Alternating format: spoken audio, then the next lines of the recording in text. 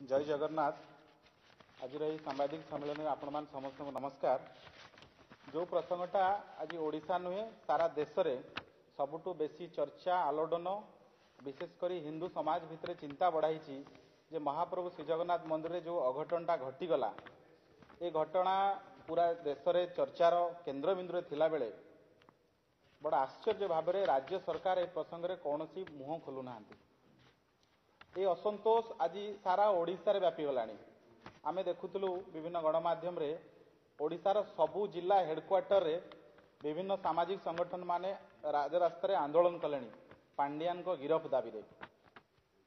जो भली भाव रे श्रीमंदिर रे सरकारी प्रोत्साहन रे सरकारी अर्थ रे एवं पूरा सरकारी कलर उपस्थित रे जड़े गोमांस भक्षणकारी आउ जड़े बीफ प्रमोटर जी से मध्य विभिन्न रेस्टोरेंट जाइए बीफ रो प्रमोट करती तांकु जो भली भाव में जगन्नाथ मंदिर रे पसई दिया जाई जगन्नाथ विरोधी सनातन विरोधी कार्य करागला।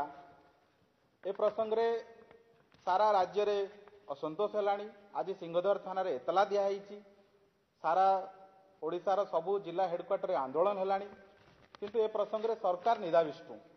ए प्रसंग रे ना श्रीमंदिर प्रशासन तरफ किछि कहा जाउची ना राज्य सरकार तरफ अधिकृत भाव में ऑफिशियल कौन सी स्टेटमेंट आसुची जे ये जो घटना रे ठीक है जो अभियोग उठुची अभियोगर सत्यता अच्छी ना नहीं सेटा सरकार कहीं स्पष्ट करूना। सरकार पाखे सत्साहस बोध हुए नहीं। सरकार मुह खोलने डरुंच जे घटना रे करिवे कौन कौन कहिबे। ये जो भली भाव में गोमांस भक्षणकारी को सरकारी जड़े विजु जनता दल अण ओडिया नेता भिके पांड्यान मंदिर भितर पुरेले यहाँ ठीक है ना भूल है। जदि ठीक है बोली सरकार कहे ताहाले सरकार फसबे, जदि भूल है बोली सरकार कहे ताहाले मध्य फसबे।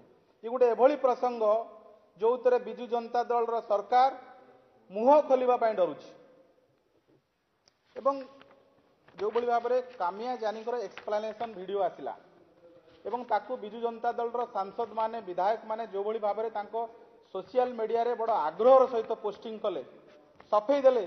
देखो कामिया जानी बीफ खाई ना कामिया जानी बीफ खाइबार दुईटी वीडियो सोशल मीडिया रे वायरल होउची।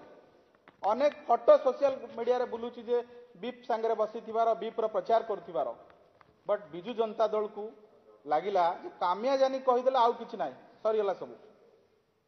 आमे विजु जनता दल को प्रश्न करने चाहूँ जे आपण माने कहतु जे पांड्यान बाबू केबे एक्सप्लेनेशन देबे, बीके पांड्यान केबे मुह खोलिबे, सी केबे एक्सप्लेनेशन देबे जे किए को उद्देश्य रे जड़े गोमांस प्रसारणकारी गोमांस प्रचार प्रोत्साहन करुथिबा जड़े ब्लॉगर को सी को उद्देश्य डाकी एवं जहाँ घटीगला यहाँ ठीक है ना भूल है।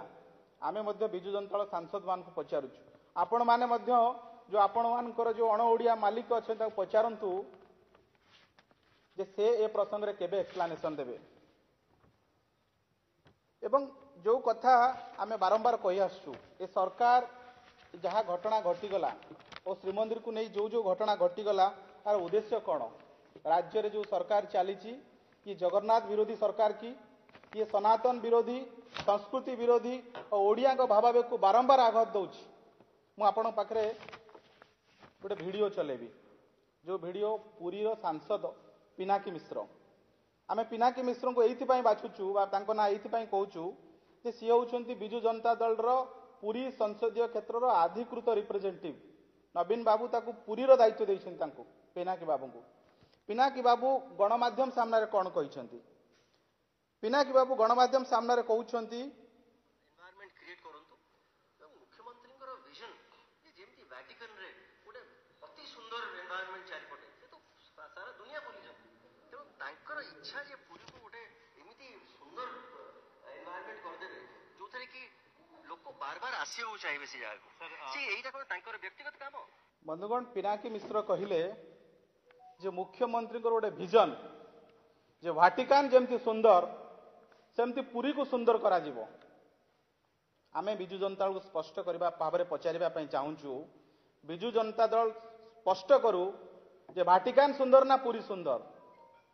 जड़े ओडिया भाव में आमे कहूँ महाप्रभु जगन्नाथ धाम पुरी धाम भली सुंदर क्षेत्र सारा विश्व ना किंतु बिजु जनता दल सांसद कहते भाटिकान सुंदर पुरी को आमे भाटिकान भली बनैबू ए होउची बिजु जनता दल राजनीतिक आभिमुख्य आउ कौन कहते जे पुरी को लोक आसतु बंधुगण जेतेबेले किछि नथिला रेल नथिला विमान नथिला लोक चाली चाली पुरी को आसुले सारा देशरू एठी बिजु जनता दल पांडियन बाबूंकर प्रमोशन दरकार पिनाकी बाबूंकर नवीन बाबूंकर भाटिकान ब्लूप्रिंट दरकार जे पुरी को लोक आसीबे आमे आगुरु आपण मान आगे कहितलु जे महाप्रसाद प्रचार दरकार नाही महाप्रसाद प्रसार करुथिबा प्रचार पे भाबुथिबा लोक माने आउ थरे चिंता करंतु आज भाटिकान सांगरे पुरी को जो माने स्वप्न देखुछन जे पुरी भाटिकान हबो आकु सारा ओडिसा लोक केमिति ग्रहण करिवे